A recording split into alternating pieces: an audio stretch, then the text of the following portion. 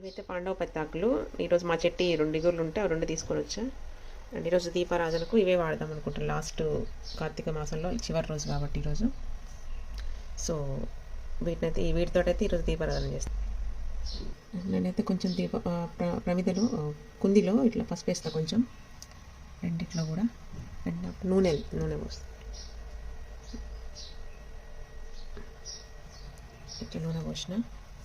And ఇప్పుడైతే ఈ ఒత్తులు ఉన్నాయి కదా, ఇవి కొసలు.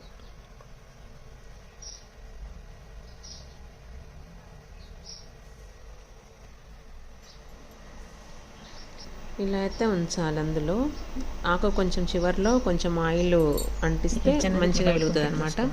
కాకపోతే ఆకు ఏమైందంటే వాటర్ తగిలినాయి. కొంచెం కడుక్కొని వచ్చిన ఆ ప్లేట్లో నీళ్ళు ఉన్నాయి, నేను చూసుకోలేదు. అందువల్ల కొంచెం ఇట్లా చిట్టపట్లాడుతుంది. ఆ వాటర్ అనేది లేకుండా చూసుకుంటే బాగుండేది. నేను వాటిని దులపలే ఫస్ట్, అందుకని ఇట్లా కొంచెం చిట్టపట్లాడటం. కానీ మంచిగా వెలుగుతాయి. ఆకు నీళ్ళు కనుక ఏం లేకపోతే మంచిగానే వెలుగుతాయి. అయితే పాండవ పత్తాకు సేమ్ ఒత్తి ఎలా కాటన్ విక్ ఎట్లాగైతే వెలుగుతుందో సేమ్ అట్లనే వెలుగుతుంది. కాకపోతే నీళ్ళు తగలడం వల్ల ఇటు పక్కన ఆకులో బాగా ఎక్కువ ఉండే అనమాట వాటర్, అందుకని అది కొంచెం టైం తీసుకుంది. ఈ ఆకు అయితే తొందరగా వెలిగింది.